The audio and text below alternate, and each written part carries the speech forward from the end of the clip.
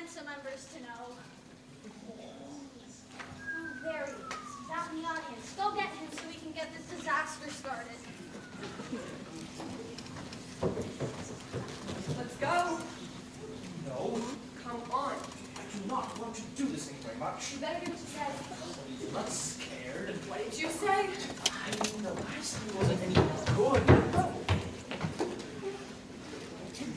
Sir, sir, excuse me, sir. You're not dead anymore, sir. You're not dead anymore.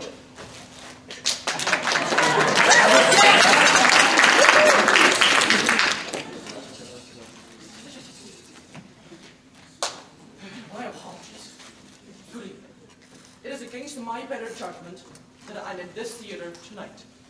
You may not be aware, but I was the narrator for All I really need to know, I learned by being in a bad play. Yes, that was the unfortunate evening when we watched these actors rehearse and perform William Shakespeare's Romeo and Juliet. Hey, you shouldn't say it was unfortunate.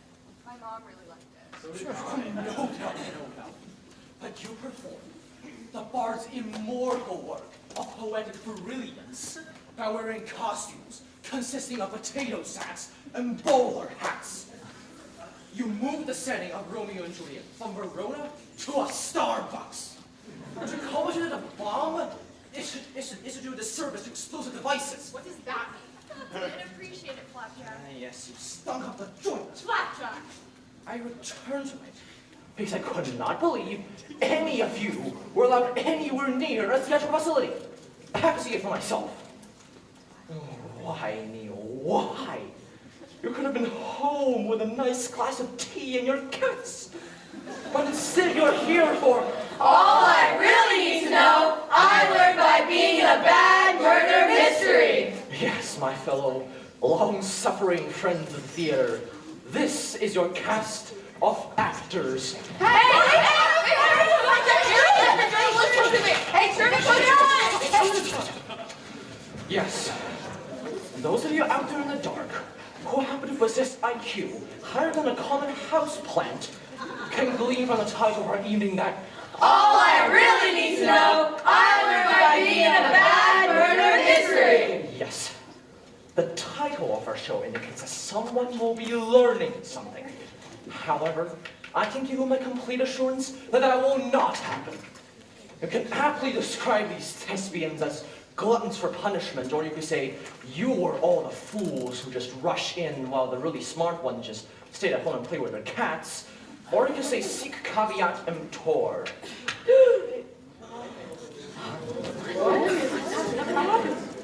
What happened? Hey, look! The narrator is... Bum bum bum. dead! Oh my gosh, go do it as I said. Bum bum bum. Why do you keep on saying that? No, of course. I am not dead, just 3 minute power nap on the floor real quick. Goodness gracious. Thank you for your concern, but I am perfectly fine. Don't worry, there's still plenty of play left. Bum bum bum. If there's no avoiding this, I suppose we shall begin. As usual, the road to our particular theatrical heck is paved by a director. All right, listen! The director is going to come out now and make an announcement about our next show. The next show? Our next show? What is it? Yeah, you know? Is it a comedy? A farce? I wouldn't know, because thanks for asking. It looks like I'm stage managing again, because no one else will step up and do it. After the last show, I promised myself I wouldn't be passive-aggressive and take out my anger on you people, because you're all just lazy and vain actors who are only concerned about how much spotlight you get and how much work you can pawn off on me. Hey, I still kind of have a piece of gum stuck in my hair. Could you come help me get it out? Seriously? What is it, Nacho? This better be good. Well, there's a big sign backstage that says there's no food allowed in the theater. That's correct, Nacho, because food on stage causes a big mess. And guess who's up cleaning it up? Any guesses, Sherlock? Well, you wouldn't really consider nachos food because it's really a snack, right?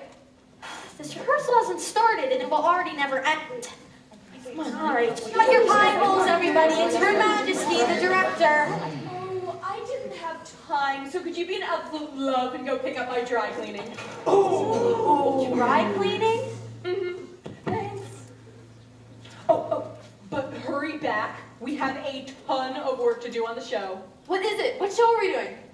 First of all, let me say, I am so glad to get this chance to direct again after the unmitigated disaster that was Romeo and Juliet. Which was only partially my fault, as I was suffering from a crippling addiction to caffeine at the time, and this is decaffeinated tea. I swear. But for a while there, I was drinking about 20 triple espressos a night, and nobody stopped me when I was trying to keep the imaginary bats from nesting in my hair. There was just a gnat flying around, I swear. Anyway, while riding high on the old Mr. Joe, I realized that if I ever got my teeth to stop chattering, that I would direct a murder mystery and quit trying to fool myself that you all could tackle important and profound themes like man's inhumanity to man, and so... Excuse me, isn't a murder mystery about man's inhumanity to man? Yeah, isn't it? You're all actors, and I'm the director. And I think Yeah, that... but in a murder mystery, a person is killing another person. So that's literally man's inhumanity to man. Come on. That is not as bad as when someone steals your nachos. That is the worst. Oh my God, Joe. Really? Come on. I put a perfect, delicious plate of nachos in the green room, and I came back, and they were gone. That's because I threw them away, you numbskull. You aren't supposed to have food in the theater. It was a snack. Anyway, so Oh, we're my going nachos! to... Okay. My nachos! Anyway. We're going to do a silly, fluffy, inconsequential murder mystery. And it will be light, and it will be fun if it kills me. And even if somebody is killed in it, we're just pretending, and so... What show are we doing? It's a good one. I promise. By Agatha Christie? Wait, we're doing an Agatha Christie play? Seriously? Oh, you say don't know who Agatha Christie is? The best writer in the world of murder mysteries is Agatha Christie, which is a true fact of truth. I'd kill to be in an Agatha Christie play. What? It's just an expression. I wouldn't actually kill anyone. Bum, bum, bum. Yeah, that's fine, but it doesn't matter because we couldn't get Agatha Christie. Her royalties cost a fortune. So who wrote the play we're doing? Somebody called Magatha Misty? No! It's a murder mystery, it doesn't matter. Yes, it does. Yes, it does matter. Agatha Christie's the best. She's certainly better than Magatha Misty. Ugh. This caffeine withdrawal is gonna kill me. Bum, bum, bum. What are you saying that for? Nobody's gonna kill me. I have a headache. Bum, bum, bum. I mean it. Stop saying that. Bum, bum, bum. Boy, howdy, wowdy. There sure is a lot of tension around here. No kidding. Sounds like somebody could what? I'm gonna kill you. Nachos on my stage. Make a run for it, dude!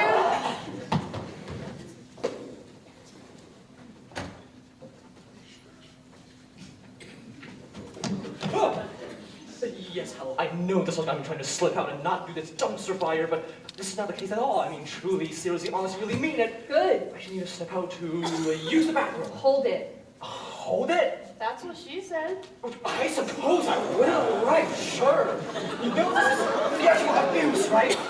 I can report to the authorities, the theatrical authorities. Whatever.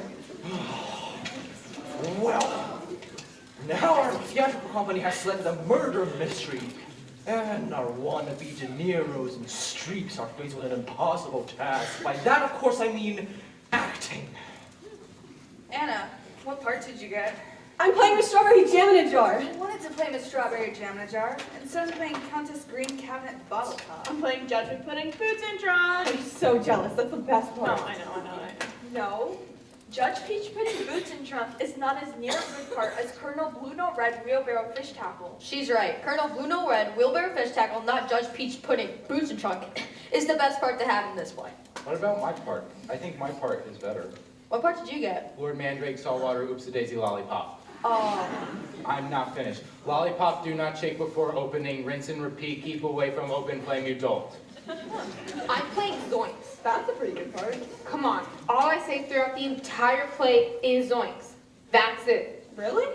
Boy, howdy wowdy. It's like really dumb to create a character that only says one thing and then name that character after the one thing that they say. I agree, Flapjacks. Flapjacks! Did anybody read this? The script isn't set in Britain. So? So? Murder mysteries are supposed to be set in Britain. Everybody knows that. Everybody except Mag the Misty. She's right. The play is set in a hotel on an island out in the ocean. The guests at the hotel are a mysterious group of mysterious strangers from various mysterious parts of the world. What does that mean? It means Mag the Misty's a bonehead, and it means that everybody in the cast is going to have a bunch of different accents, and this murder mystery is going to be a huge Oh, mess. sing it, sister, sing it! Oh, yes! Hey, actors! The director has an announcement, so zip it. And also she has a headache and doesn't want to yell. Okay. Listen. I have been off caffeine for almost an hour and a half now. And my head feels like squirrels jacked up on Red Bull are shooting off fireworks inside it.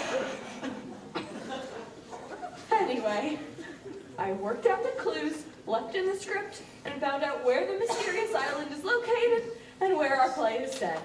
Where is it? Why are you yelling? Anyway, I brought in an accent coach to help you work on the accents I want used in the show. He comes very highly recommended, and he charges next to nothing. So do what he tells you to do. Anyway, ow. I'm gonna be in the green room with the lights off. So don't bother me unless someone, like, dies. Bum, bum, bum!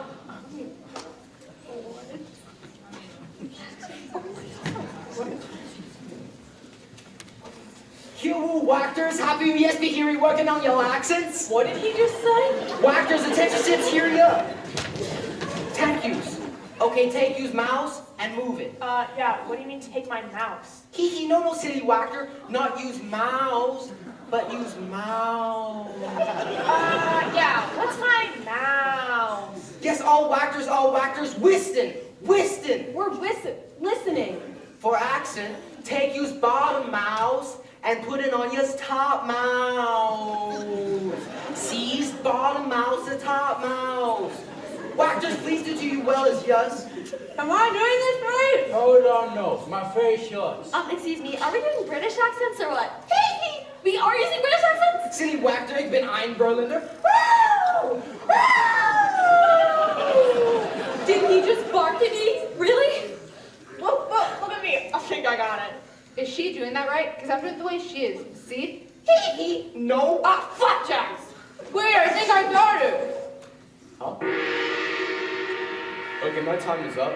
Well, to say that? Huh? Well, are we to say that? Sorry, can't understand a word you're saying. I gotta catch the bus. See you all next time.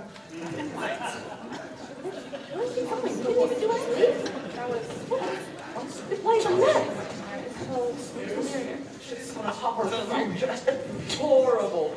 Except I mean, Mr. Oscar Bates gets a quiet hungry. Yes, no, I'm being serious here. You just see me when I said. Well, pardon me. I'm in the middle of this very important conversation about my cats. As I was saying, I don't know why Miss Street behaves like such a common street cat. Are rude people be so rude? Just give me a second. I haven't even told you what Mr. Oscar Bates does when I'm way around as a washcloth. Okay, actors, red herring, lesson, yada yada yada. Oh, where was it? The washcloth, right? Just you wait a minute. I'm sorry you're so upset. You would be upset too if I called you that. No, I wouldn't. You don't understand. Not what it says in the script. I know it doesn't say that in the script. It wouldn't say it. How would you like it if I called you that? What's going on? You want to know what's going on? I'll tell you what's going on. She called me called you a what? A red herring. What? It's not an insult. She is a red herring. Listen, nobody, and I mean nobody, calls me a red herring and gets away with it. If you let me explain. This is your lunch, right? Yeah, but hold on now. And this is the banana in your lunch, yes? Wait, what are you gonna do with that? I am going to eat it. No, my mom packed that for me special. I'm sure she did. And I need my potassium. Then you should have thought of that before calling people fish willy-nilly. Please don't eat it. Oh, I think I will. Do not do it. It's as good as eaten. Yeah.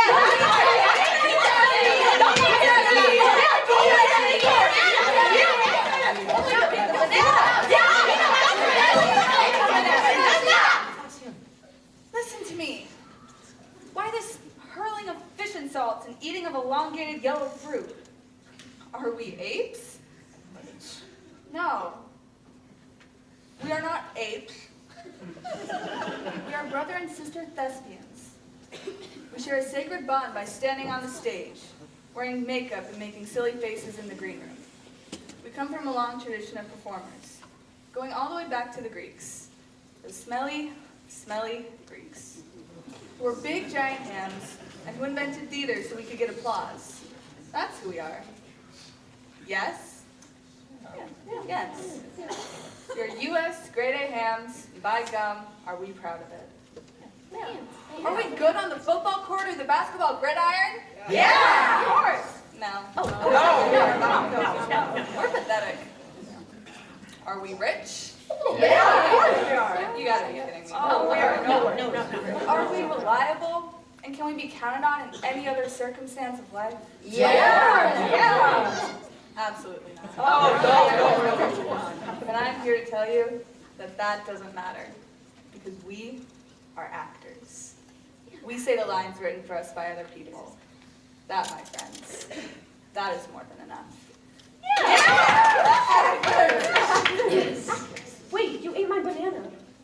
Oh, I get it now. You were saying that I'm the red herring in our murder mystery. The red herring is the character that the audience is led to believe has committed the murder when in fact the character is innocent. That's why you called me a red herring. Oh, I get it now. It all makes sense. No, I called you a red herring because you look like a fish. What? Well, that was... Words fail me. And since words fail, here's a mime to show you how I feel.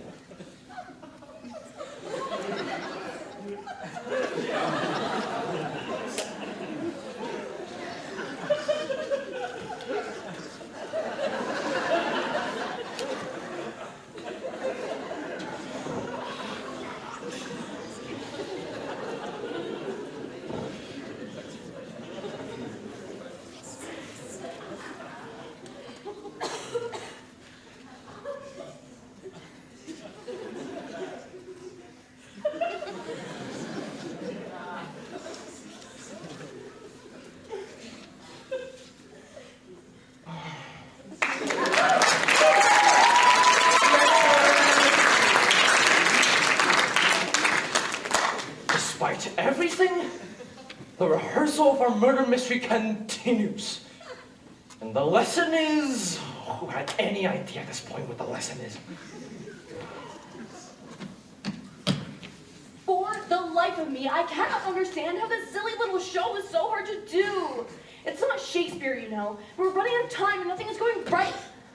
A little help? A little help, please? Well, first of all, you picked a play that doesn't make a lick of sense, and then you cast it with actors dumber than a bag of hair. Some of them don't even know what play they're in. To be or not to be? That is the question. Now, to be or not to be? Right? Yeah? I'll never let go, Jack! I'll never let go! And of course, you, as the director, are missing large parts of rehearsal because you're secretly out getting coffee. What? I am completely off of coffee. That's preposterous. That's more than preposterous. That is a preposterosity. How dare you? Have you no shame? Yeah, you're holding the coffee behind your back.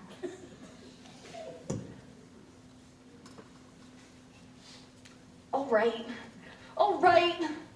I went to my medical doctor, who I go to for almost all of my doctor advice, and she told me that my entire circulatory system would crash and fail and go splat like a tomato on a hot sidewalk, unless I have caffeine. And then she charged me a $50 copay, which is outrageous if you ask me.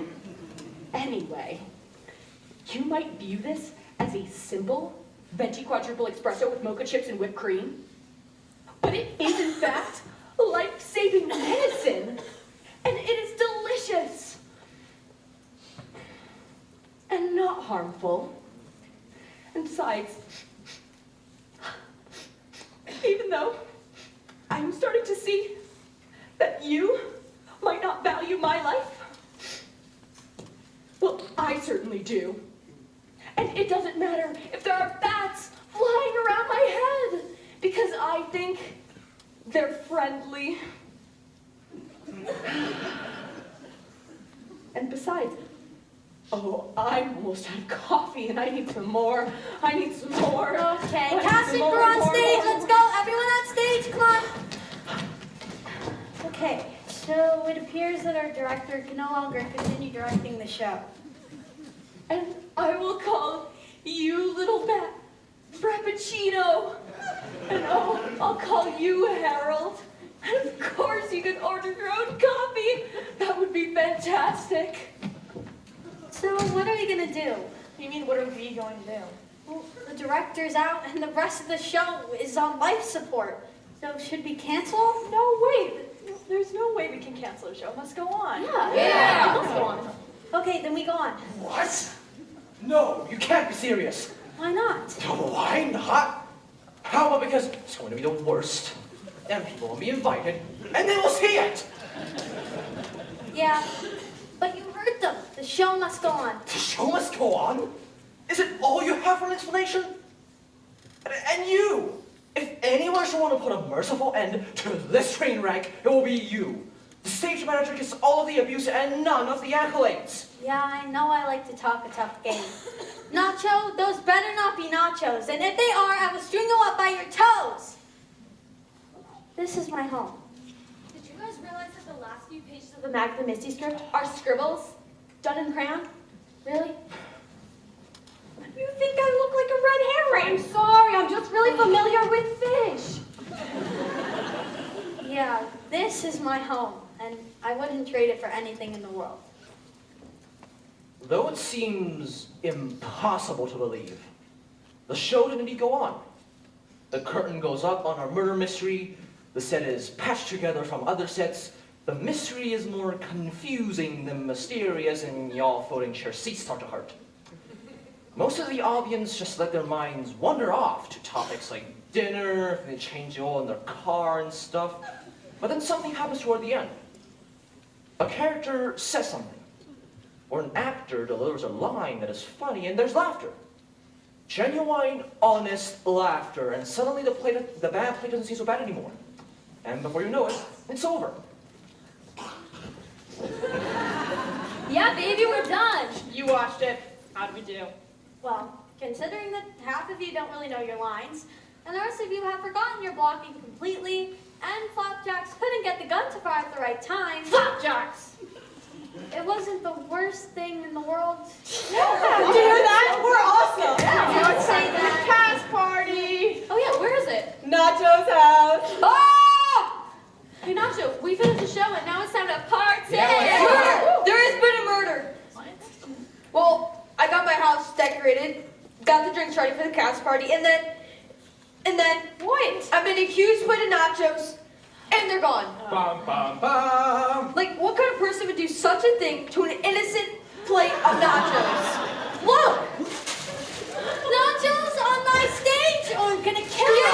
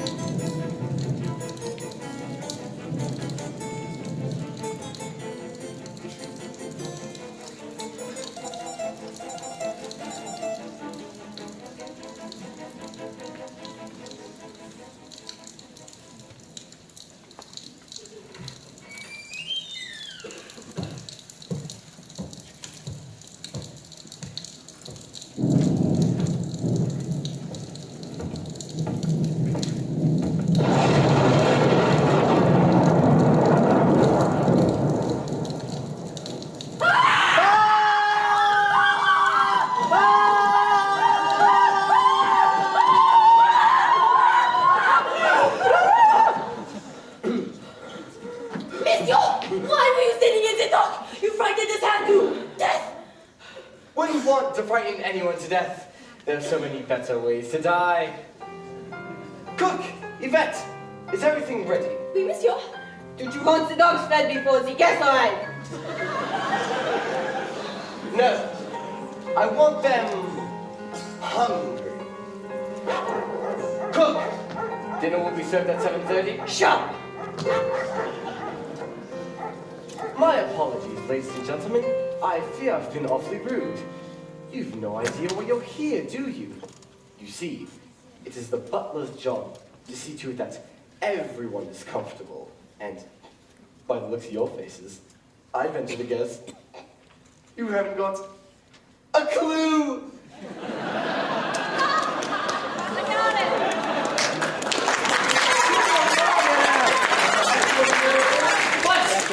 But not to fear, my friends. We're all in this together.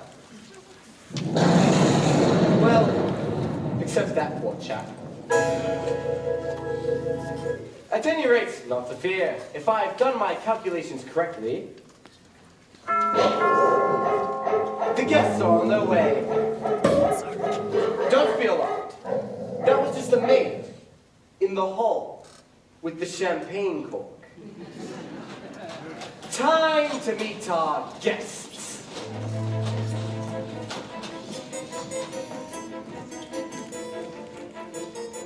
Right on time.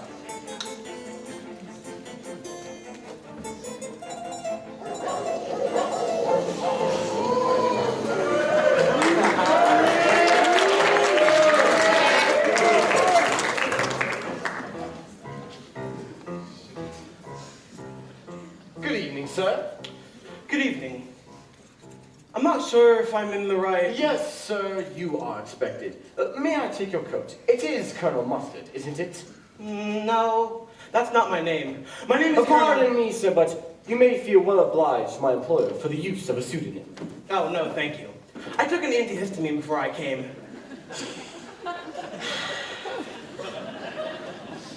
Right. Yvette, will you attend to the Colonel and give him anything he requires? Oui, monsieur. Within reason, that is. You spoil all my fun.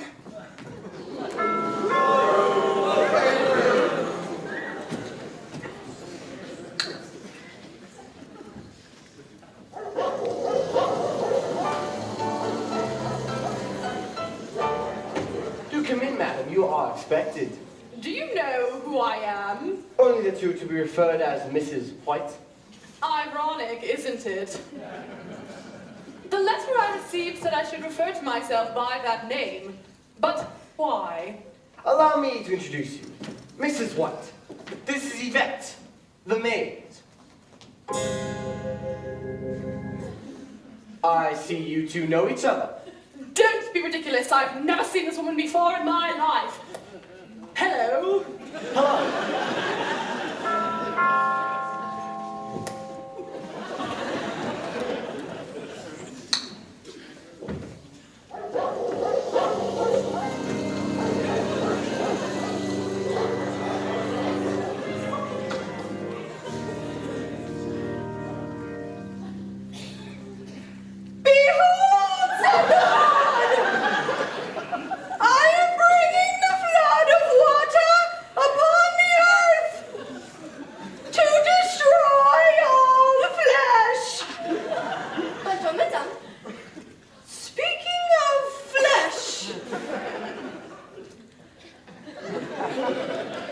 Mrs.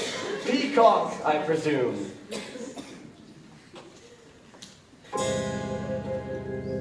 Ook! Cook! Look! You two know each other! Don't be ridiculous. I've never seen this woman before in my life. Who are you? Hold that thought.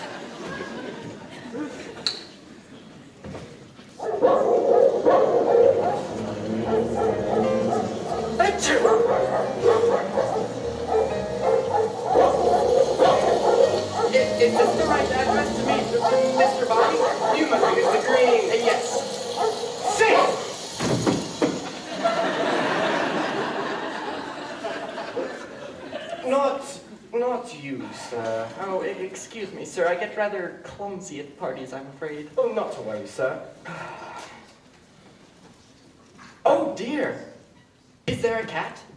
I'm afraid I'm highly allergic. Give him a pseudonym. Clears it right up.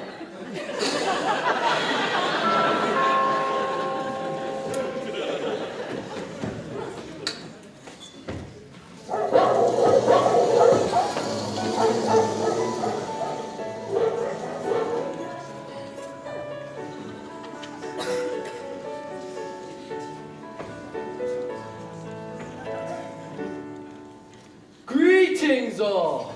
It's a pleasure for you to see me. Professor Plum, Miss Scarlet, I didn't realize you two were acquainted. We weren't. My car broke down and this professor gave me a ride. Naughty, naughty Miss Scarlet! And the party's barely begun. Ooh, cocktail hour.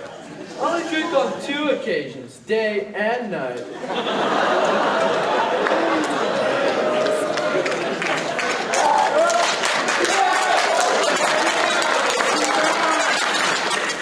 Good Lord, this really is a party. What is this place anyway? Oh, this old place? This is Body Manor. Cook, dinner? Directly! Now, ladies and gentlemen, we're all met. Allow me to introduce myself. I am Wadsworth, the butler. As you may have noticed, nobody is being addressed by their real names. I suggest you refrain from revealing too much about yourselves this evening. Ah, dinner! I haven't even finished my champagne. That was more like a cocktail minute. We really oughtn't keep her waiting. Cook can get cranky. Follow me, please. The dining room is this way.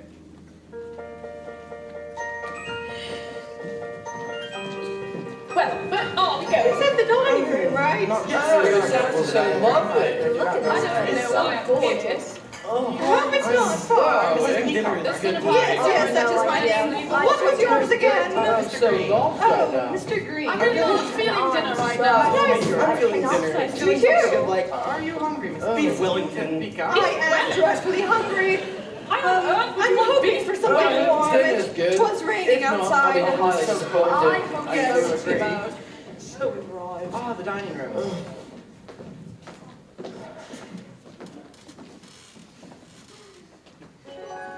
Colonel Mustard. Mrs. White. Mrs. Peacock. Mr. Green. Miss Scarlet. Professor Plum. You will find your names by your places. Please, be seated. I didn't know we're sitting with each other. My name Oh, is You're here. Nice to meet you. Here we are. Thank you, Mrs. Right next to each other. Hello, Mr. Green. Ahem. Dinner is served.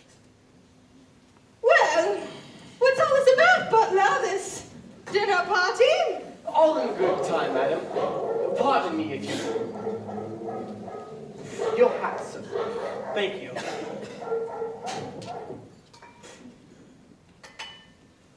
What is it? Does look like soup. It looks dreadful.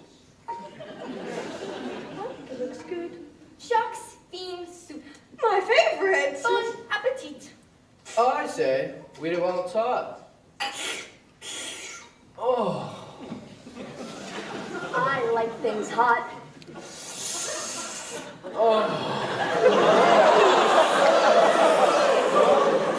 Isn't soup supposed to be hot? Thank you, Lord, for this meal we are about to receive.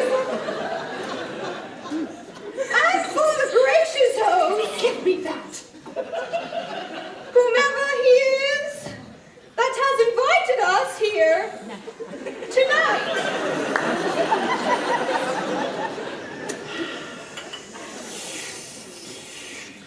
Maybe the host isn't here because the host is dead. I'm feeling awfully anxious.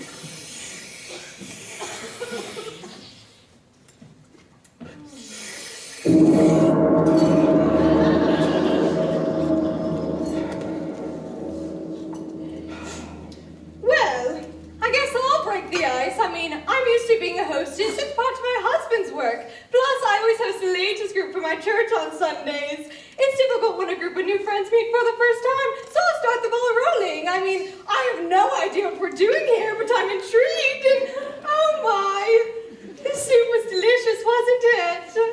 I think hosting parties is deathly boring. Well, it's an integral part of my life as the wife of a Ew. I forgot we weren't supposed to say who we really are. I know who you are. How do you know who I am? I work in Washington too. Oh, so you're a politician's wife. Yes, I am. So, who's your husband? Maybe I know him. Mrs. White, what does your husband do? Nothing. Nothing? Well, he just lies around on his back all day. Sounds like hard work to me. He lies around on his back because he's no longer alive. What do you do in Washington, D.C., Mr. Green? I'd rather not say. I like to follow the rules. Oh, please! How are we to get acquainted if we don't say anything about ourselves? No judgments here. We're all God's children. I don't believe in God. Well, if I wasn't trying to keep the conversation going, we'd just be sitting here in an embarrassed silence. In my professional opinion, sounds like you have a case of fear of silensitis. If that's an official diagnosis. Are you a doctor, Professor? I know a little bit about psychological medicine, yes. Do you practice? Not anymore. I currently work for the government. Another politician. Not exactly. I do research for the Office of Social and Behavioral Studies. In other words, I study crazy and I'm good at it. Sounds fascinating. Thank you, Colonel. You are a real colonel, aren't you? I am, sir. Aren't you going to mention the coincidence that you also live in Washington, D.C.? How do you know that? Oh, I've seen you before. So, Miss Scarlett, does this mean you live in Washington, too? I do everything in Washington, Mr. Green. Does anyone here not live in Washington, D.C.? Wadsworth, we've had enough of this. Where is our host and why have we been brought here? Excuse me, if you will.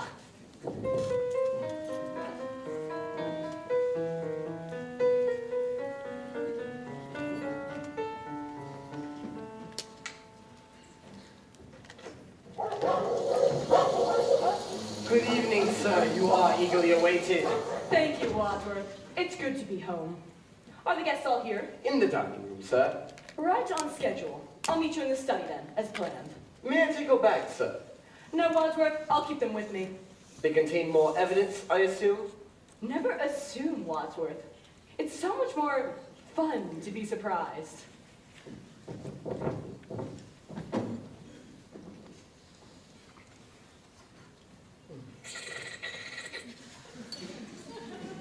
For God's sake, I demand to know what's going on! Right. Each of you received a letter, am I correct? Yes, yes, Do you have them with you?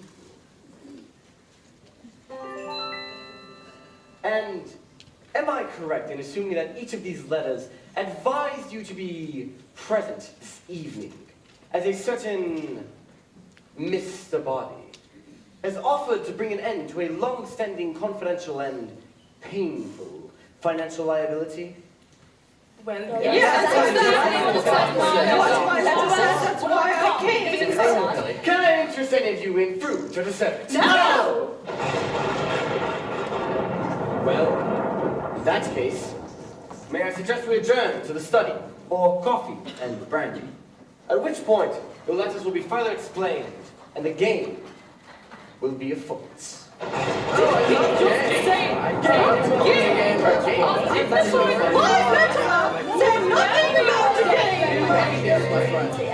Did you know about It said nothing about the game in that letter. Sir, please explain No, I don't like games. I'm not saying I'm too old to play games. Here's the one. That's true. That's true. Did you get that checked out? Yes. You are old, dear. Yes, Oh. very. Well, Excuse me.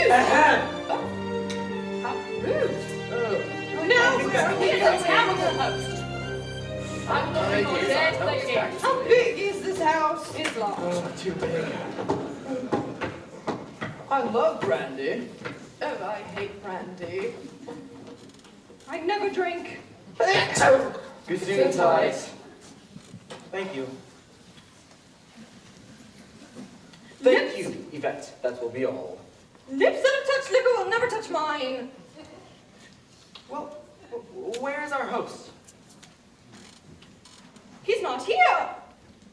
Nobody is here. What is happening? Please, Mrs. Peacock, have a drink. My lips belong to the Lord. Well, mine don't. Mind if I smoke? For Wadsworth. Open after dinner. It's for you. Gesundheit. Sorry, there really must be a cat somewhere. Right. Are you comfortable? I make a good living. Oh, out with it, Wadsworth. Ladies and gentlemen, my instructions are clear.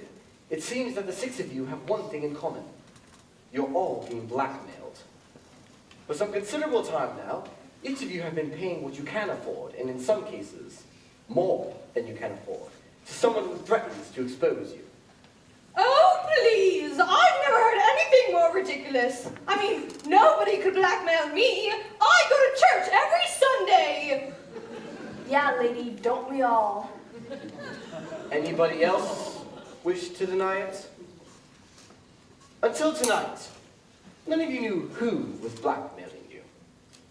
I hope that the more deductive among you have reasoned in the last several moments that of course it was Mr. Body, and that the less discerning members of our cadre are experiencing that particular revelation right about... It was Mr. Body! Now!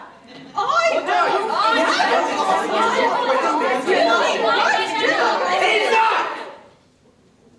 My task this evening is to expose each of your secrets to each other and render you culpable of each other's indiscretions. Don't you think you might spare us this humiliation? I'm sorry, but I have my orders. We'll start with you, Professor Plum. Lucky you. Luck's got nothing to do with it. You were once a professor of psychiatry, specializing in helping lunatics suffering from delusions of grandeur. Yes, but now I work for the U.S. government. So your work has not changed. But you cannot practice anymore, can you? Your license has been lifted, shall we say. Why? What did he do? You know that thing that male doctors aren't supposed to do with their lady patients? Yeah? Well, he did. She couldn't help falling in love with me. It's not my fault I was born this attractive. How disgusting! Are you one to make moral judgments, Mrs. Peacock?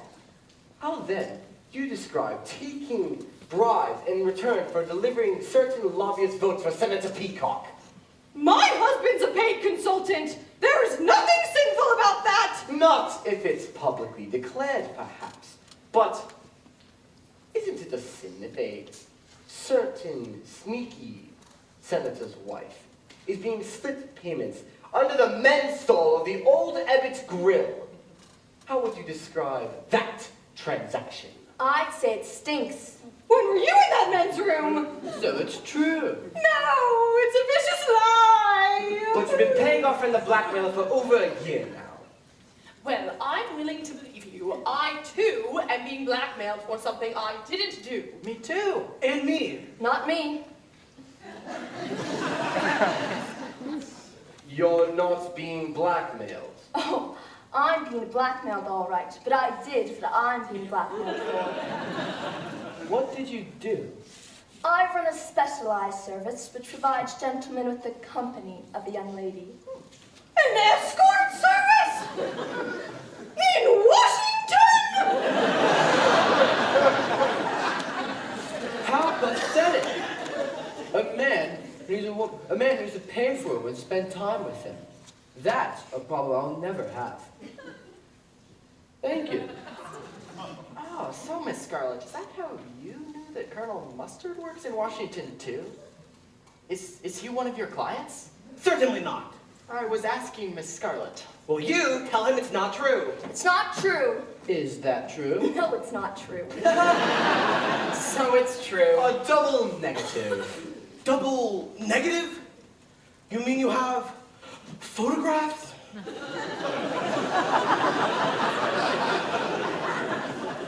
That sounds like a confession to me. In fact, these negatives have led to proof positive. I'm afraid you gave yourself away, Colonel. Are you trying to make me look stupid in front of the other guests? Believe me, you don't need any help from me. That's right. Colonel, you hold a sensitive security post at the Pentagon. These negatives would most certainly compromise your position. And what position were you exactly caught in, Colonel? This is an outrage. Mrs. White, you've been paying the blackmailer ever since your husband died under, shall we say, mysterious circumstances. I didn't kill him. Then why did you pay the blackmail? I don't want a scandal. We had a very humiliating public confrontation. He was a lunatic. He was deranged. He didn't seem to actually like me that much. He had threatened to kill me in public. Why would he want to kill you in public? I think she meant that he threatened in public to kill her. Oh. And was that his final word on the matter? Being killed is pretty final, wouldn't you say? And yet, he was the one who died. Not you, Mrs. White. Not you. What did the poor chap do for a living? He was a scientist, nuclear physics. What was he like? He was a stupidly optimistic man. I'm afraid it came as a great shock to him when he died. He was found dead at home. His head had been cut off. So had his, you know. But it wasn't me. I've been out all evening at the movies. What was showing? The Naked Alibi. A likely story. Do you miss him? It's a matter of life after death. Now that he's dead, I have a life. But he was your second husband. Your first also disappeared. That was his job. He was an illusionist. But he never reappeared. He wasn't a very good illusionist. But my third husband, I miss him the most. He was an electrician. Well, until he was electrocuted. And lastly, Mr. Green, who is a homosexual? Not me!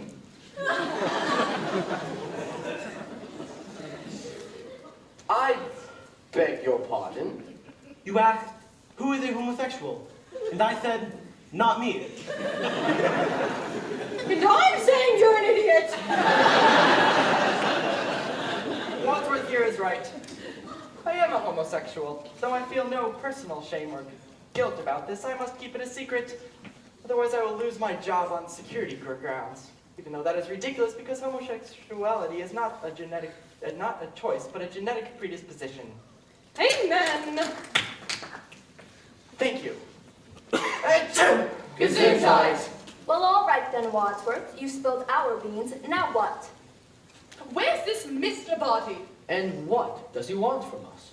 Who cares? I'm not waiting to find out. I've done nothing wrong. I'm leaving. I'm sorry, madam. You can stay in denial, but You cannot leave this house. I am the wife of a great senator from Tennessee. You can't tell me what to do. All the doors are locked. Locked? Locked? Locked. The windows barred, and the grounds patrolled by vicious dogs.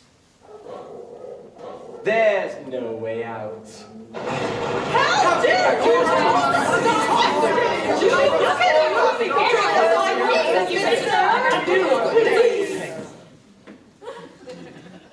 Ladies and gentlemen, allow me to introduce Mr. Body, your host for the evening, and your blackmailer for life. How do you do?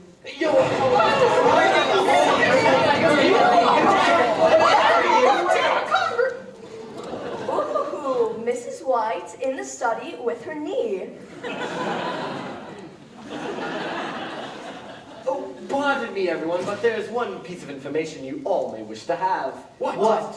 The police are coming. The police? When are the police coming? When are the police coming? In less than an hour, the police will arrive. The bridge washed out from the rain. They're expecting to find one mastermind in the criminals he's detained. That's us! He's made it clear that there's evidence here, and they have much to gain. Oh no! Unless what? You agreed to double down. Double what? You each pay me twice what you've been paying. And I'll tell the police it was a phony call and send them on their way. You refuse. And I put this briefcase, containing all the evidence needed to expose your wrongdoing, in the hands of the police and the press. I believe some of you would face a lifetime of jail, and others a lifetime of shame. That is, of course, unless... Unless what? Well, there is something else that you could do for me. One little, shall we say, favor that would change the game. Something I just can't bear to do myself. What? What's this about, sir? In this bag, there are 6 gifts I brought you from Washington. Things I thought you might find useful this evening. Gifts. What is it? But I really don't want one. My letter said nothing about gifts. Ooh, where's mine? I wonder what this is. Like gifts, Professor. You'll have to open Oh, it. I love gifts. Oh. Thank you. Open them. Why not? I enjoy getting presents from strange men.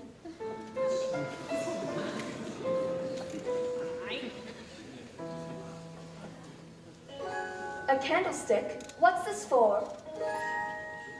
A wrench. A lead pipe.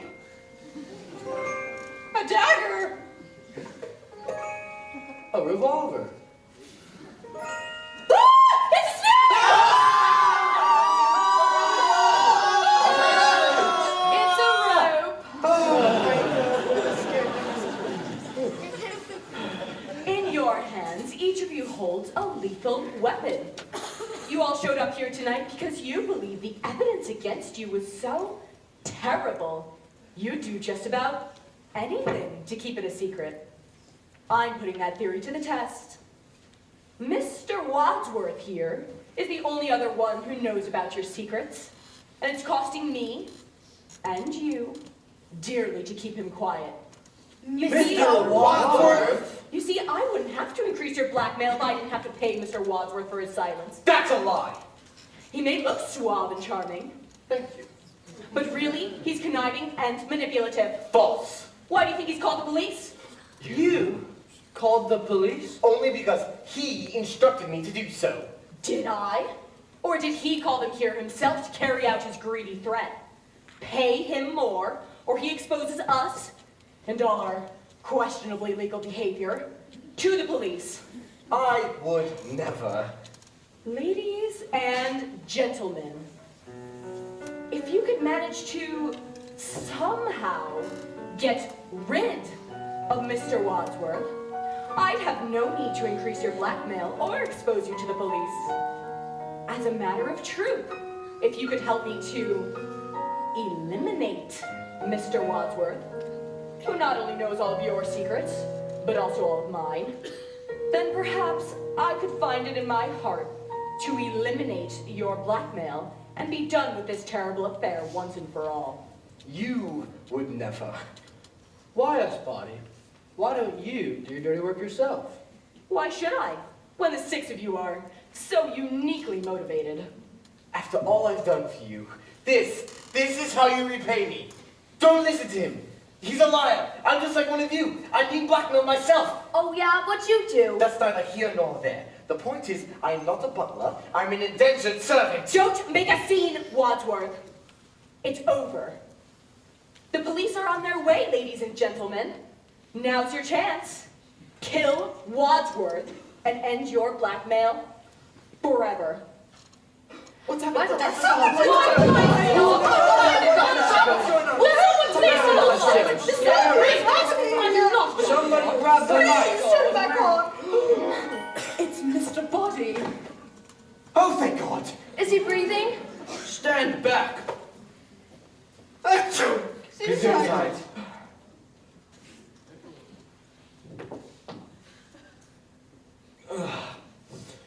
He's dead. Who had the gun? I did. So you shot him? I didn't. Well, you had the gun. If you didn't, who did? Somebody grabbed it from my hands, and the next thing I knew, the gun went off. There's no gunshot wound. He's right, there isn't. Look, there's a bullet lodged here. So how did he die? I don't know. Being unbearably handsome doesn't make me a forensic expert. One of us must have killed him. I didn't do it. I need a drink.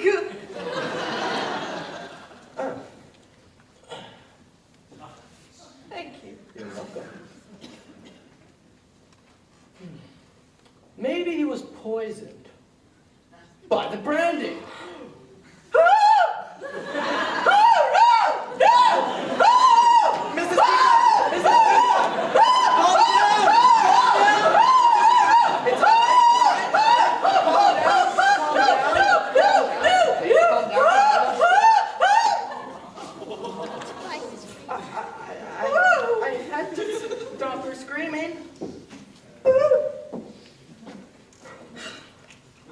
Was the brandy poisoned? Looks like we'll never know. Unless he dies too. Mr. Wadsworth, I was at Where are we going now?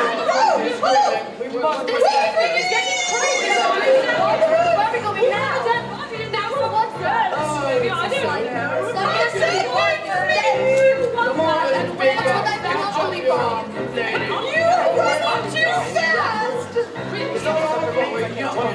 Where are we going?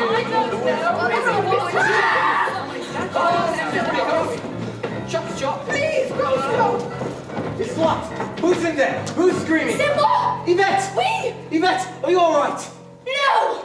Yvette, are you alive? Of course I'm alive. No, they you, Wadsworth, you idiot! You locked us up in this house as a murderer! So the murderer is here. We! Where? We're here! We're all looking at him! Oh, her! What took you so long? I'm an old woman in an aggravated state of shock. It's amazing I'm anywhere. I heard you insisted one of you is the killer. How could you hear us in this study? I was listening. I have a tape recorder in the billiard room. Monsieur Body asked me to tape record your conversations. Why would he ask you to record our conversations? For more evidence, of course. When Wadsworth revealed your secrets, they were all recorded. What a snake. I've got to destroy them. Where are the tapes? The tapes? What about the body? What body? Body! But Yvette, why were you screaming here all by yourself? Because I was frightened. And I also drank the cognac. Maybe I poisoned him Monty. I can't stay in there long. There's safety in numbers. Don't worry. I'll protect you. I'm very strong.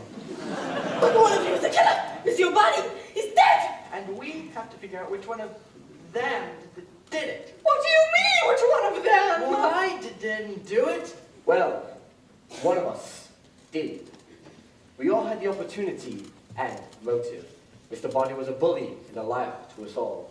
I would have done it myself, but I did not have access to a weapon. Only the 6 of you could have done it. Don't look at me, all I got was a candlestick. Maybe it wasn't one of us. Who else could it have been? Who else is in this house? Only the cook! The cook!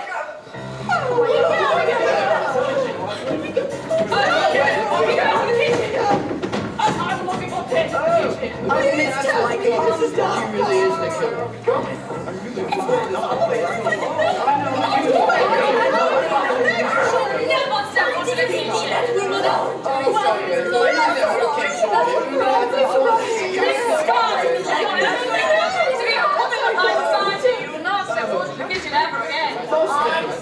I'm sorry that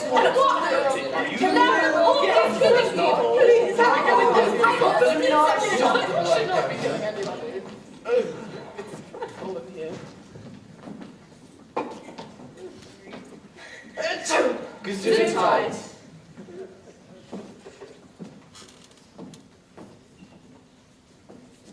The cook's not here.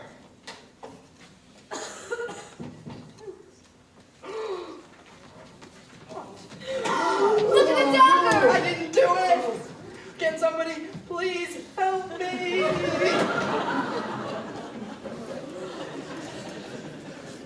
I think you better explain yourself, Wadsworth. Me? Why me? Who was the one to kill the cook? Dinner wasn't that bad. How can you make jokes at a time like this? It's my defense mechanism. Some defense. If I were the killer, I'd kill you next. I said if. If. That's all. There's only one admitted killer here, and it's not me. It's Mrs. White. I've admitted nothing. You paid the blackmail. How many husbands have you had? Mine or other women's? Yours. 5. 5? Yes, just the 5. Husbands should be like Kleenex. Soft, strong, and disposable. Well, if it wasn't you, who was it? Who had the dagger? It was Mrs. Peacock. Yes, but I put it down! Where? In the study! When? I don't know. Before he slapped me, after I was assaulted. Who knows? But any of us could have picked it up. It must have been Mr. Green. Where is Mr. Green? Can somebody please help me? Here, get him off. Gentlemen, may I suggest we take the cook's corpse back to the study? Why? Well, for starters, when the police arrive, if they see this, we'll all be in custody and under suspicion for murder. Murder? And secondly, I'm the butler. I like to keep the kitchen tidy. You just go to all these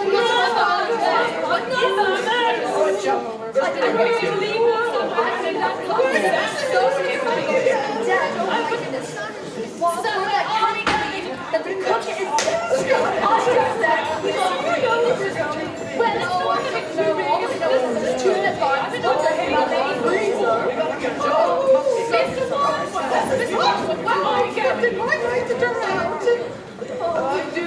I just came from Why is the job so big?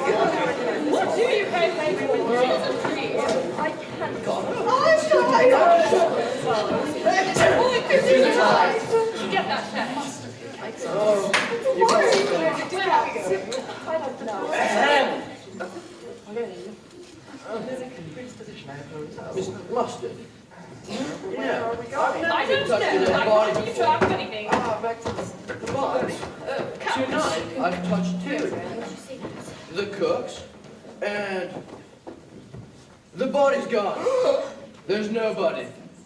Nobody? No body? Mr. Body's body is gone! Maybe he wasn't dead. He was. Well, where is He he? must have been alive. No, he must have been dead. At least, he must have thought he was. Maybe there is life after death. Life after death is as improbable as sex after marriage. Well, if you'll excuse me, is there a little girl's room? Oui, madame. No, I just need to powder my nose. There's a toilette in there. Thank you. I don't mean to alarm anybody, but we do have the currently small issue of 2 dead bodies, 1 missing, and the imminent arrival of the police, who, by my calculations, ought to be here in 37 minutes. Gazoon time. Wadsworth, am I right in thinking that there is nobody else in this house? No. Then there is somebody else in this house. No, sorry, I said no meaning yes. No meaning yes? Look, I want a straight answer. Is there somebody else in this house, yes or no? No. There seems to be some confusion about whether or not we are the only people in this house. There isn't. There isn't any confusion or there isn't anybody else. Either, or both. Just give me a clear answer. Certainly. What was the question? Is there anybody else in this house? No! That's what he says. But does he know? Look, we've got a killer and a missing dead body on the loose. 1 dead cook. And all these weapons. The rope, the dagger, the revolver, the candlestick, the wrench. And, hey, where's the lead pipe?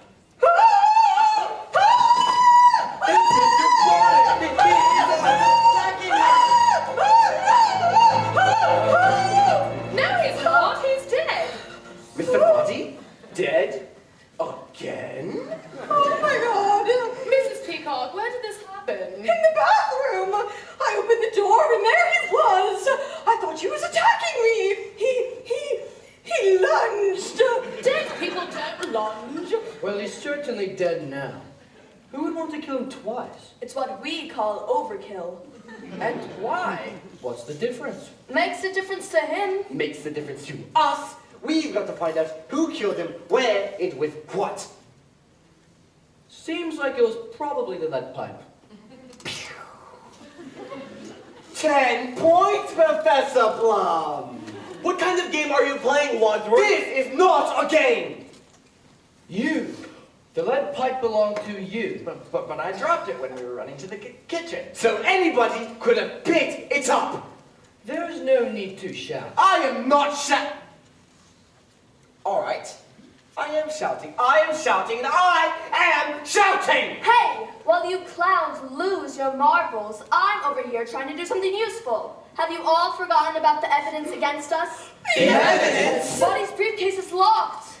There must be a key. The key?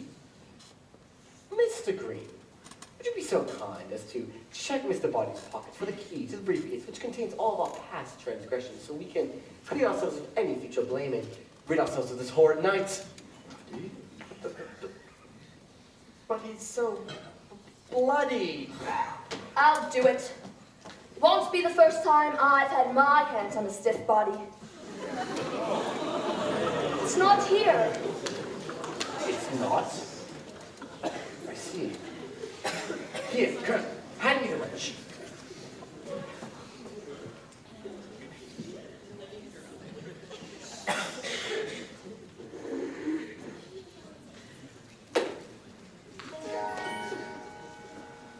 It's empty. Empty? Then where's all the evidence? Ha! I told you Mr. Body was a liar. Had the evidence in his briefcase, my foot. Well, then where is it? What does he have on us? I can't stand no uncertainty! I can assure you that Mr. Body possessed individual files containing damning, incriminating evidence against each of us, kept in one large beastly blackmail envelope marked confidential. But precisely what it contains and where this envelope is, I cannot say. All I can say is that if found, we are all goners. We must find that envelope and destroy the evidence. Then we can put all of this behind us and move on with our miserable lives. Evidence aside, First things first, we're in a room with one dead body, 6 murderous weapons, and the cops are on their way. Not to mention there's a homicidal maniac about. Let's put the weapons back in Bonnie's bag and bring it to the broom closet. That's the first good idea that's come out of you today. This house is very dirty. I've never been a housekeeper that dressed like that.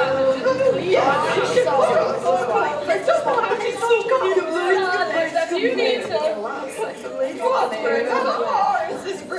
Actually, I do that too. I don't know. Oh, come on. Jump. You enjoy working as a maid.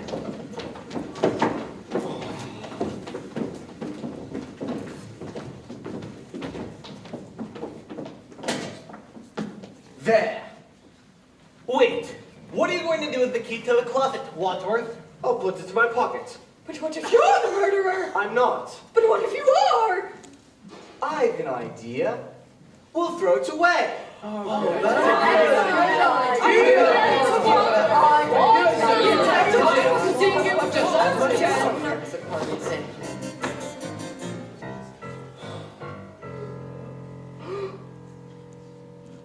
Good evening. How can we help you? I'm sorry, I didn't mean to disturb the entire household, but my car broke down out here and I was wondering if I could use your phone. Right. Just a moment, please. No.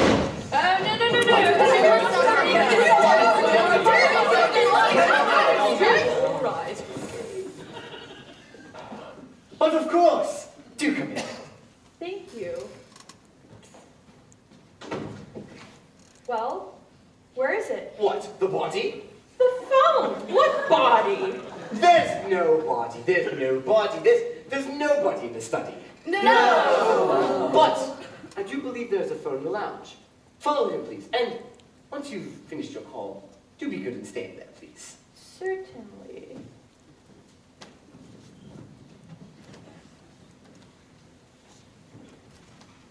All right. Now, listen. The police are nearly here. I estimate in another 29 minutes or so. That gives us plenty of time. To do what? Get killed? It's true. We must identify the murderer, but my immediate concern is recovering the evidence. But how? I suggest we handle this in proper military fashion. We split up and search the house. Split up? Yes. But what if one of us runs into the murderer? Then one of us will have discovered who the murderer is. But then one of us will be dead. This is war, Peacock. Casualties are inevitable. You cannot make an omelet without breaking eggs. Any cook will tell you that. But look what happened to the cook! Colonel, are you willing to take the chance? What choice do we have? None. I suppose you're right. Swear to God, there's a cat in this house somewhere. All right, troops, divide and conquer. And remember, no funny business. We must work as a team. Oh, what am I saying? It's not like any of you would have to come upon the missing envelope and then hide it for yourself so you can clear yourself of any blame and then blackmail the rest of us so you could grant yourself an unseemingly but substantial fortune.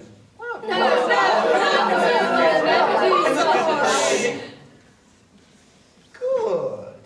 Now, you'll know you found the dirt when you find the envelope marked confidential. That's essential and consequential. But what if one of us doesn't come back? We'll remember you fondly. 6 suspects, 2 murders, and 1 missing, damning evidence envelope. And with the police due to arrive in 25 minutes, we cannot afford to take any more chances. My deepest apologies, ladies and gentlemen. Ushers, lock the doors.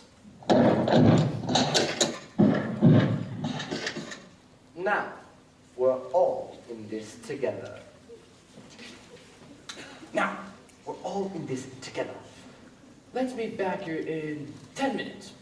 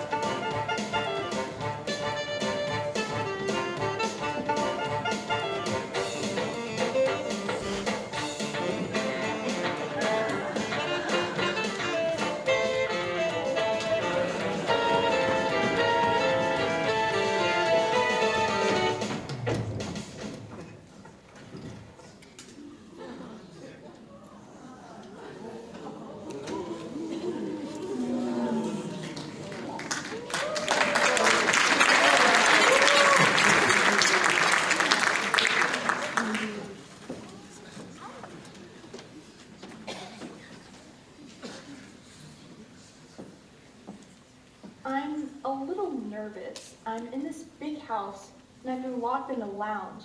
And the funny thing is, there's a whole group of people here having some sort of party, and one of them happens to be my old boss from... I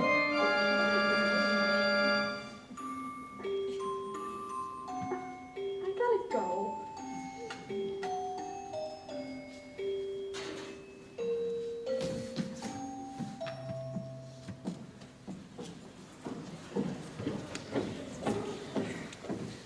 Where is it? Where's what? The evidence you snatched out of my hands, you idiot. I don't know what you're talking about. Either give it up or I'll have you singing soprano. All right, I snatched it, but someone snatched it from me. Who? Don't look at me. I'm not looking at you. Yes, you are. You're looking at me right now. Hey, look, scarlet flowers, my favorite. They smell divine. You know, if you rub the petals on your neck, this smells irresistible to men. Oh my God, you garters! Oh, come on. It's just a silly old flower. You don't have to get so emotional. Not the flower, Colonel Smarty Pants. A secret passage, come on! Oh! Ladies first, Miss Scarlet. How heroic. Oh, I don't like it one bit in here, Colonel. It's so dark and long and, I don't like it. I can't see where I'm going at all. Neither can I. Should we go right or left? I don't know. Feel it out. Fair enough. We're going middle. I think I see a wall. And I think I see a ceiling. Ow.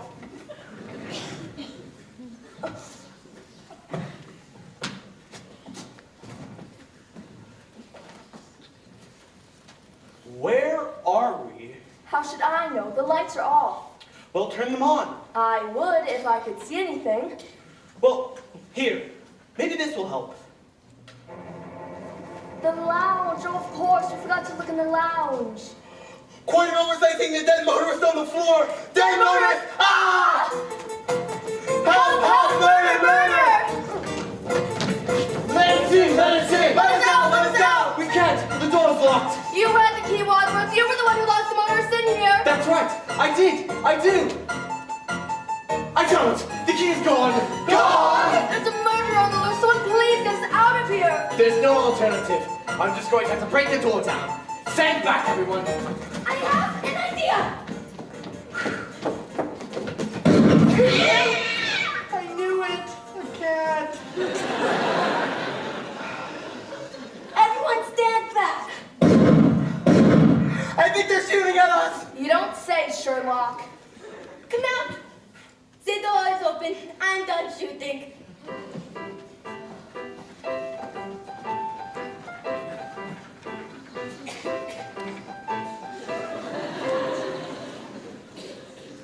Why were you shooting at us? To open the door. But you could have killed us. I could have been killed. This is not a battlefield. Well, la-dee-da.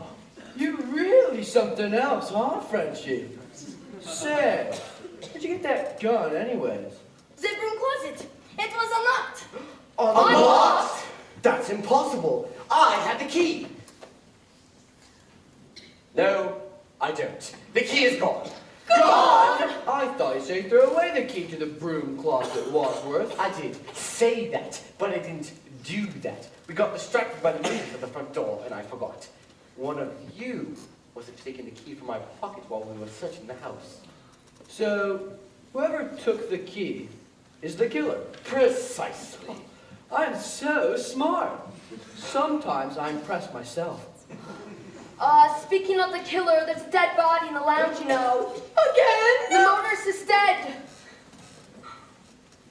It's true. Now we have 3 unsolved murders. 3? Which one of you killed him? We found him together. The door was locked. Great trick getting through a locked door. My husband would have appreciated that. We went through a secret passage from the conservatory to the lounge. Who designed this bloody place? The Parker brothers. Maybe they'll go away. Let's open the door. It's the decent thing to do. If we have to. Don't worry, it's not the police. It's the police. Good evening, sir. Good evening. We've been expecting you. You have? We haven't? I was just passing through when I found this abandoned car by the gates. Did a motorist come here for help by any chance? Oh, no. Actually, yes. No! There seems to be some sort of disagreement. Oh, no. Yes, there is. May I come in and use your phone? Of course, sir, you may. There's a phone in the lounge. Out of order. Oh, of course, my mistake. You may use the phone in the study. Occupado. Pardon me, sir, but if you can't use a phone, I believe there's one in the library. Right this way, please. You're all acting really peculiar. What's going on in the lounge and study? Lounging. Studying. Right this way, please. Let me have a look. No, thank you. What? Oh, right this way, please. I'd actually like to take a look if you don't mind. Oh, but of course, I'll give you a grand tour of Body Manor. This house is built in 17... We've got to cover our tracks. We can't get rid of the bodies, so we've got to make them seem alive. Let's go, everyone.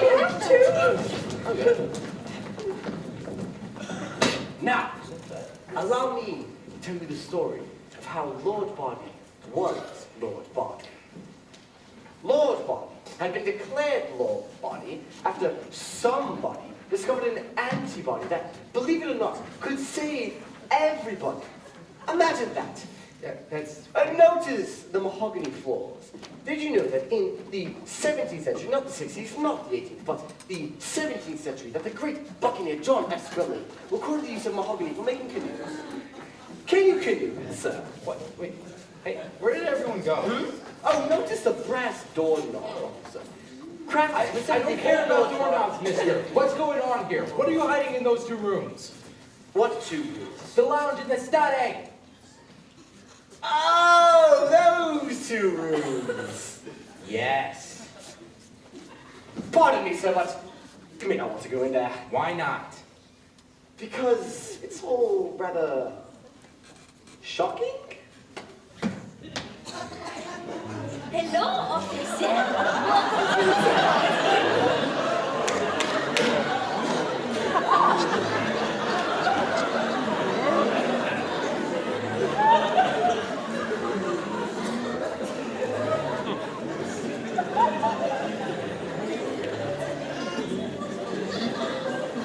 There's nothing shocking in there at all. These folks are just having a good time. It's a free country. I didn't realize it was that free. Why didn't you tell me there was a party? My apologies, sir. Excuse me. Evening, Lucifer. Are these men drunk? Dead drunk. One sick. No, I can't while on duty. The chief would kill me. Killed if you do, killed if you don't. What? Have a lovely officer evening. Same to you. I have no idea what you were so worried about. There's nothing illegal about any of this. Just make sure you don't let any of those fellows drive home drunk. Call them a car. A long black car. Terrific. May I use your phone now? Oh, certainly, right this way. Down this hall and to the right. Brilliant! Splendid! All of you, come out now! The criminal mastermind is an incredible beast!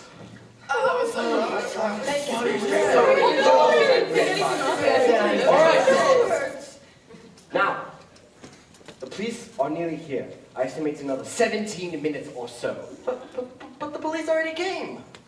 Not the broken down car police. The criminal investigation police. We must recover the evidence and we cannot afford any more murders.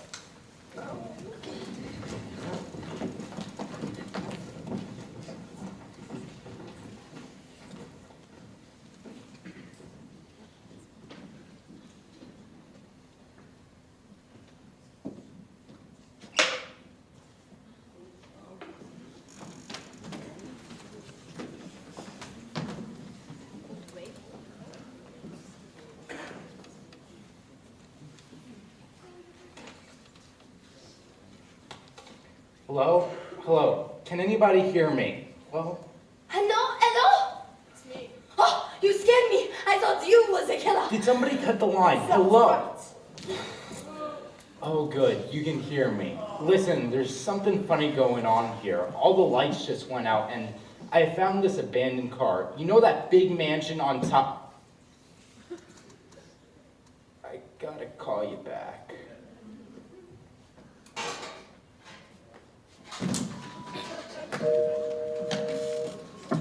Please hang up and try your call again. If you need assistance, dial your operator. Please hang up now. This is a recording. Please hang up and try your call again. If you need assistance, dial your operator. Please hang up now. This is a recording.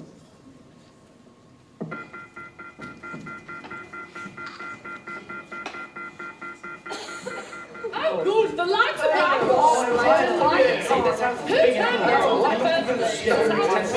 And it just proves more. And the Lord said, "Let there be light." Did the Lord happen to mention why the lights are shut off to begin with? Oh, who cares? We're still in the dark anyway. We're no closer to solving our murder mysteries or unearthing the evidence against us. Shh! Do you hear that? Sounds like the telephone is off the hook. It's coming from the library. That is where the killer must be. Got me.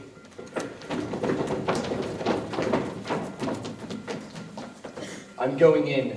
What are you afraid of? A fate worse than death? No. Just death. Excuse me, Mr. Cole. Do you need any assistance? A phone book, perhaps? Hey! The butler asked you a question, Copper! Hang up the telephone or your eye will!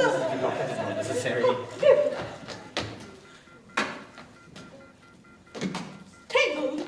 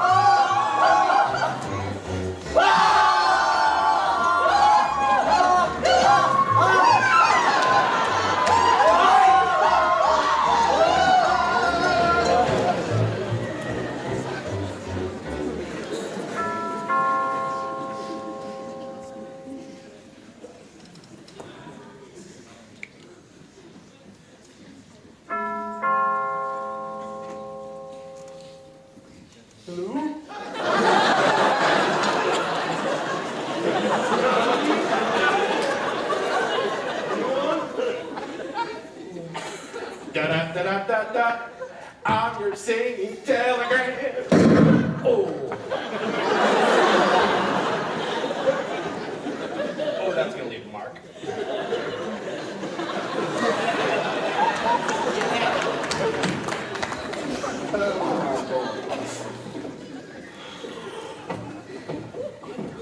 What is it? 3 murders in 3 minutes? That's our best record. This is getting serious. 6 suspects, 6 murders. It's the body in the billiard room, the cook in the kitchen, the motorist in the lounge, the cop in the library, Yvette in the ballroom, and the singing telegram girl in the hall. Not to mention 1 envelope of missing damning evidence somewhere in this house. So, who's the killer, you may ask? I'm sure you have your suspicions, but you've no time to discuss that now. The police are nearly here. Very well. Gesundheit. In order to discover who the murderer is, I believe the best course of action is to start at the beginning. Sometimes the most obvious answer Gesundheit is right under our noses. I thought the cat was dead. Yes, thank you, Colonel. So nice of you to join us. I will take you through the events of the evening, step by step.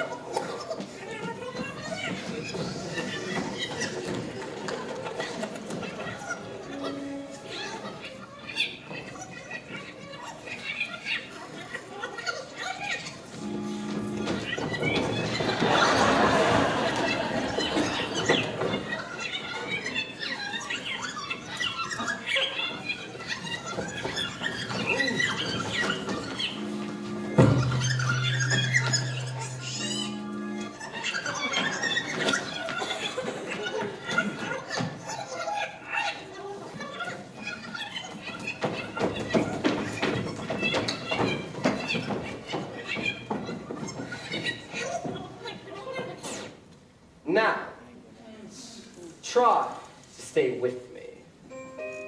At the start of the evening, Yvette was here, waiting to offer you all a glass of champagne. Then the doorbell rang.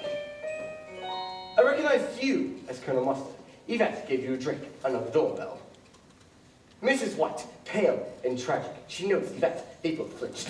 A crash of lightning, a rumble of thunder. Green, Peacock, Scarlet, Plum all entered, and that is when the cook banged the gong. We all adjourn to the dining room.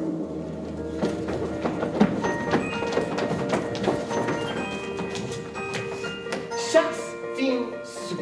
My favorite. And you'd handle it, and you'd handle it, and you'd handle it, and get on with it! We all went to the study.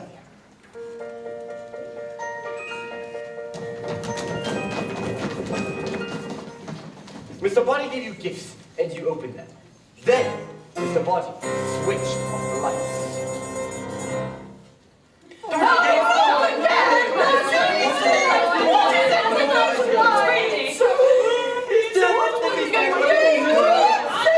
Mr. Body lay on the floor, apparently dead, but he wasn't really dead. He was really alive, but we didn't know that. Next, Mrs. Peacock drank his drink. Mr. Green suggested it might be poisoned.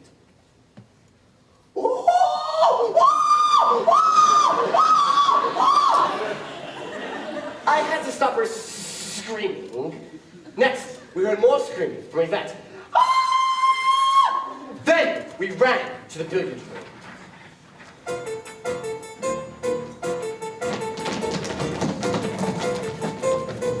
You locked me in here with the murderer, you idiot! But one of us wasn't there. Who? Mrs. Peacock. I was there with the rest of you. When we heard Yvette scream, we all ran from the study, but you lagged behind. Oh, I'm in an aggravated state of shock. It was a perfect time to commit murder. May I? Be my guest. It was Mrs. Peacock in the kitchen with the dagger. God forbid! I found your feather in the freezer, Mrs. Peacock. It was your dagger that stabbed the cook in the back. Poor woman. I thought you liked her soup. It was my favorite. Next, we all ran to the kitchen.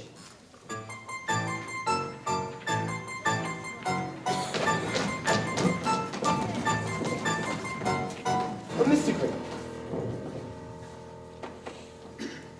you were underneath the cook's corpse for approximately 2 minutes and 57 seconds, while the rest of us never even noticed that you were gone. I suggested we take the cook's corpse back to the study.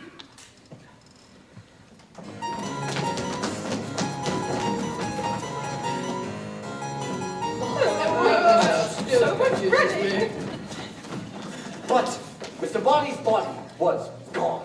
Then Mrs. Peacock stumbled into the room with body on the body, because body had been blood bathroom in his bean with the lead pipe. By whom? It was Mr. Green in the billiard room with the lead pipe. Preposterous! I found your disgusting hanky just outside the bathroom door in the billiard room, right where Mrs. Peacock was attacked by Mr. Body the second time he died. And it was your lead pipe that was found in his skull. Couldn't stand the thought of Body getting away, could you? So you bashed his brains out. Don't be ridiculous. I can't stand the sight of blood. It wasn't me. Next, we decided to destroy the evidence held in Body's briefcase. But the briefcase was empty. Correct. The evidence that Body had been holding against us was gone. That's when we locked away the murder weapons and ran to the front door to throw away the key. To the hall.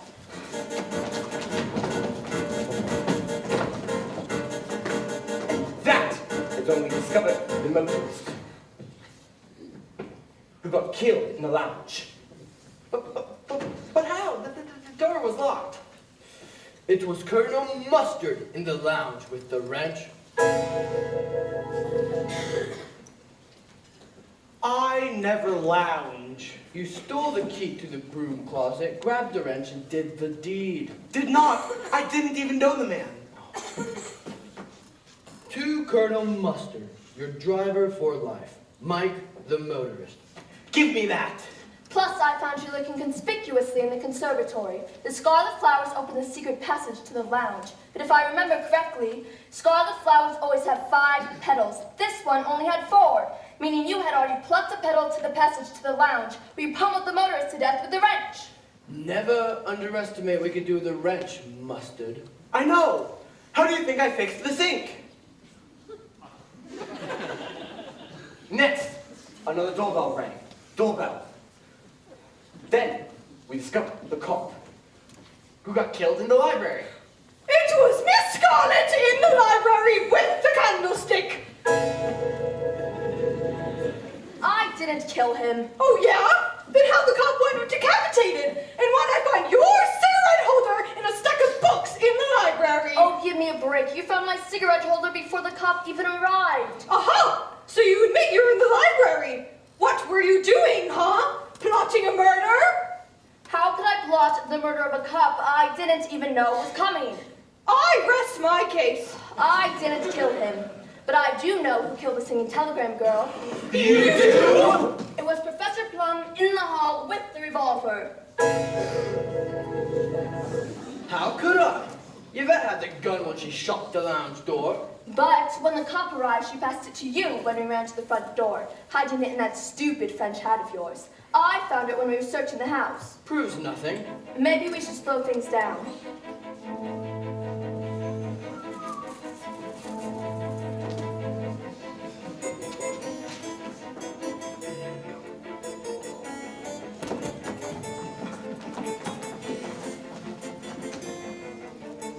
Then you shot the singing telegram girl before she could even finish her crab rolls.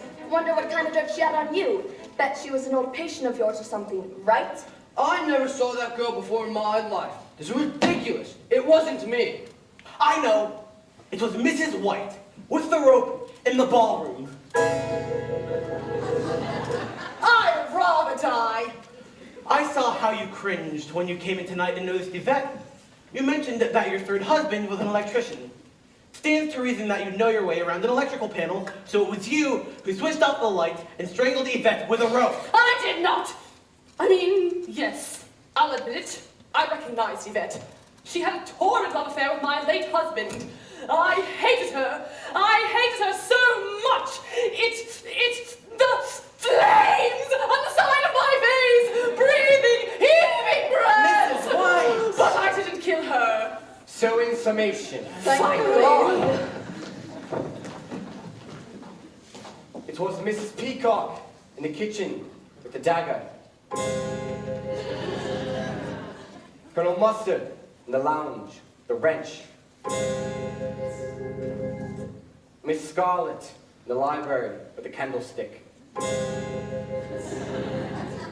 Professor Plum in the hall with the revolver. Mrs. White in the ballroom with the rope. And Mr. Green in the billiard room with the lead pipe.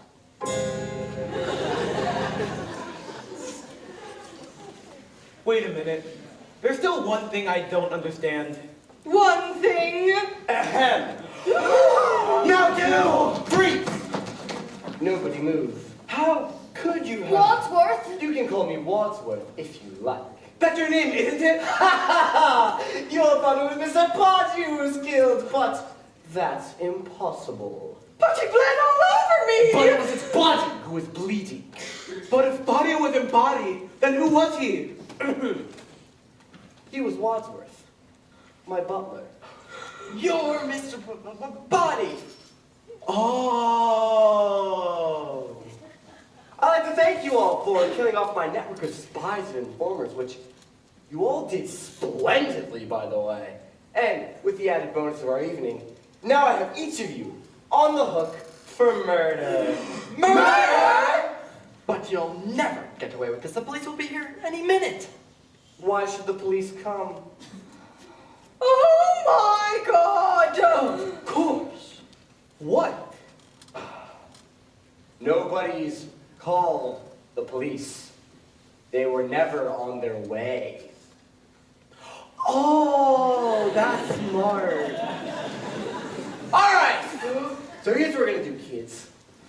We're gonna stack the bodies in the cellar. We're gonna lock the cellar door, and then we're gonna leave quietly, one at a time.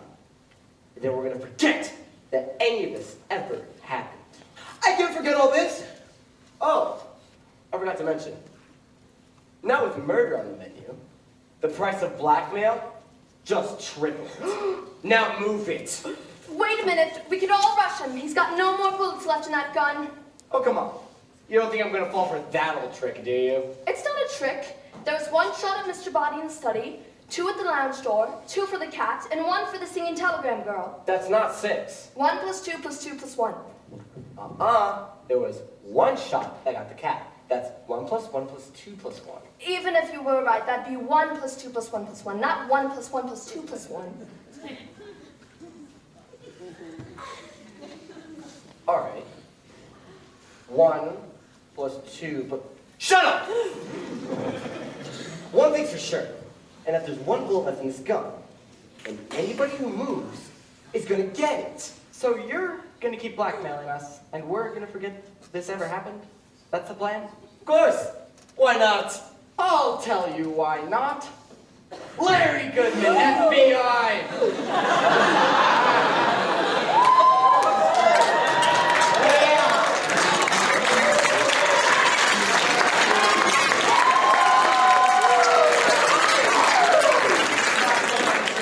Mr. Green, FBI, that sniffling stooge. Did any of you see this coming? I didn't. Ushers, quick! Unlock the doors! I gotta get out of here before he kills Quit me! talking to the audience, Wadsworth. Should I call you Mr. Body? The jig is up. You're really FBI? That's right. The real Mr. Green got a letter just like each of you. Only he came to the Bureau to ask for help. I'm an agent out of the Hartford office who's apparently a dead ringer for Green. I took his place tonight so we could have a sting operation. Some sting! 6 people died on your watch! Not to mention that poor cat! They had to use me because the real Mr. Body here knew what Green actually looked like. I usually work the Hartford desk on property crime, you know, theft, fraud, and the like. I've become a bit of an expert on the art of pickpocketing. That's how this envelope, marked confidential, ended up with me tonight and not any of you. You have the evidence? It's all here. We all had our suspicions of what we might find. but I never imagined it would be this rich. Let me see that. Let's all take a look, shall we? Here is Miss Scarlett's accounting book, including names and dates of service of all her clients. And we see that she has plenty of motivation to kill the cop who's listed right here on her payroll, and she's one of DC's highest grossing madams. Give me that. And here we have this love letter addressed to none but Professor Plum. That's private property. Seems that the singing telegram girl was the underage daughter of the U.S. head of the Department of Social and Behavioral Sciences. Seems that she was just about to come clean to Daddy, who most certainly would have cleaned out Professor Plum. I guess that's why you shot him. Now see here. And Colonel. My, oh my, these negatives. You were quite the regular Miss Scarlett's establishment, weren't you? I just wanted somebody to talk to. Talk? That's a democratic way to put it. Hey! I'm a Republican! And poor Mrs. Peacock. Here's your Bible. It certainly made it pretty easy to stash cash for bribery, no? Too bad your old cook couldn't keep her mouth shut. If only she hadn't told Boddy her secrets, she might still be alive today. God forgives all! And Mrs. White, you really did hate Yvette, didn't you? So much! Flames! Flames of the sign of I hold here a container of your fingerprints, collected at the crime scenes of your previous murders. I never killed my husband. Fingerprints that I'm sure the FBI will be able to match to that noose tied around Yvette's neck. I wore gloves. Oh, do you perhaps mean these, Mrs. White? Damn. And last, but certainly not least, Mr. Bobby Body. It's Robert. I hold here in my hand an FBI file on the whole big Body family. Your butler, Wadsworth, had been feeding us information for months. I can see why you shot him. Your shot missed him in the study, and you wisely played dead. Awfully good actor. Had us all convinced. But while we were running to the kitchen, you found your sneaky butler trying to make his escape by the bathroom and bludgeoned him to death with the lead pipe I dropped while we were running from the kitchen. That was convenient. And then you propped him up against the bathroom door for poor Mrs. Peacock to encounter only moments later. You swine! The Body family has been wanted for organized crime, blackmail, and murder for generations. But they've always eluded the law. Until now. Tonight, the Body family business has reached a dead end. You leave my family out of this. I'm hit. I'm melting. I'm slain. I'm dust. I'm food for worms. Not yet, though. Only about 32 more seconds. Yes. Here we go. He's dead. No. Not yet. I caught a second wind.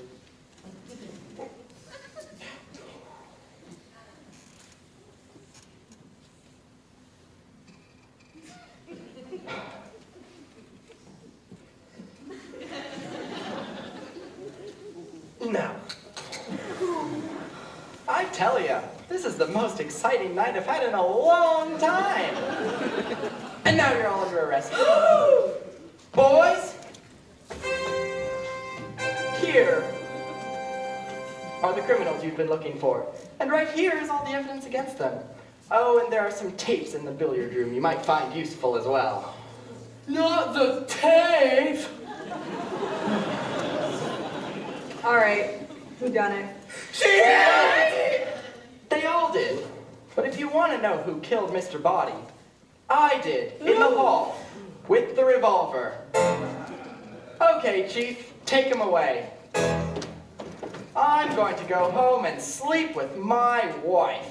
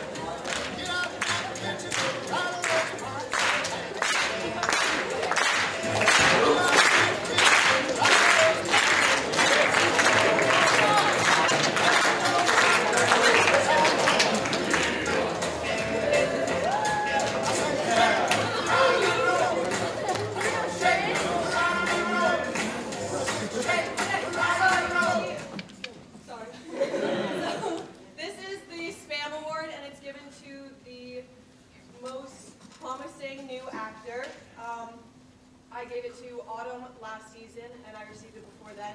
And this year it goes to Paulina.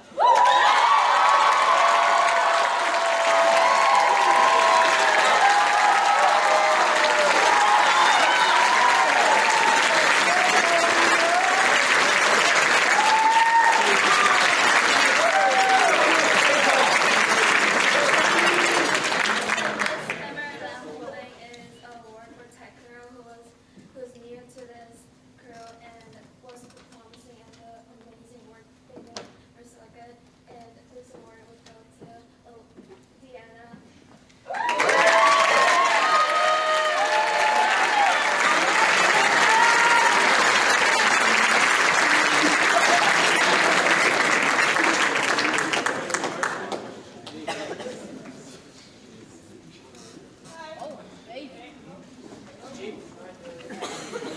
Hi guys. Hi Jill. I'm the stage manager and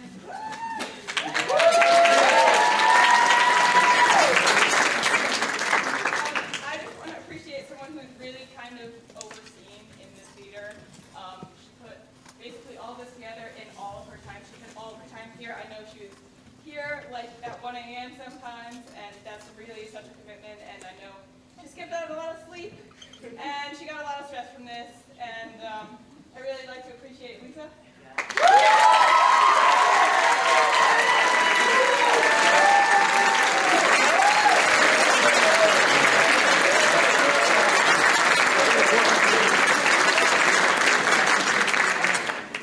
Hi, I'm G. I'm the sound director of the show.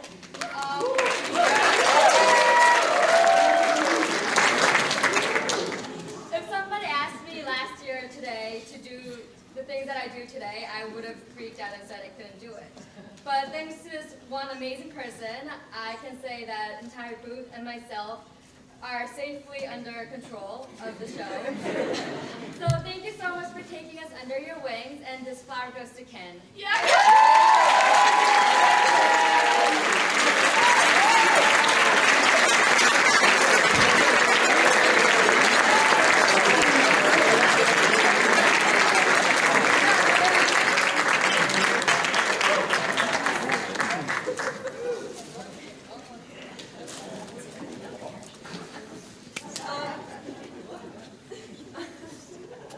So this person has done an amazing job trying to keep us all on track for Bad Murder Mystery as the director, and has added such just like wonderful energy and helping us all on stage. So this is for Miss Mathewson.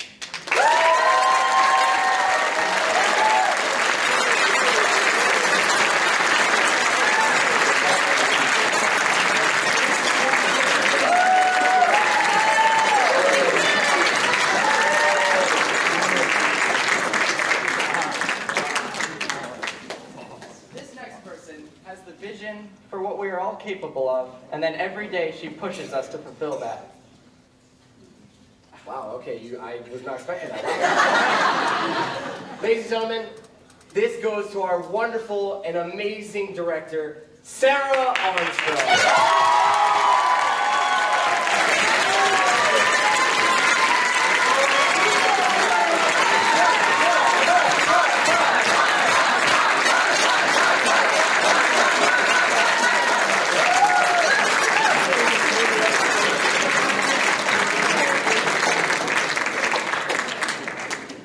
I have two more people to appreciate. Our lighting, like the programmer that put this all together and hung and focused on all these lights, is not here tonight, but we would like to appreciate her from the bottom of our heart. Robin, she's amazing, and if you ever meet her, she's the sweetest person ever. Also, Mrs. Paguski, you are amazing. You provided all of our food and all of our sanity throughout this day. And we just really like to thank you. You were such a positive force, and you were always such a positive force in this theater. Thank you so much.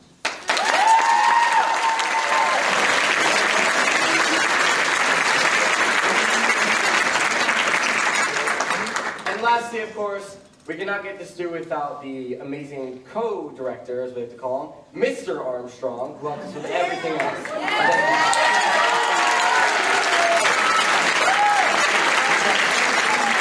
Ladies and gentlemen, have a wonderful night.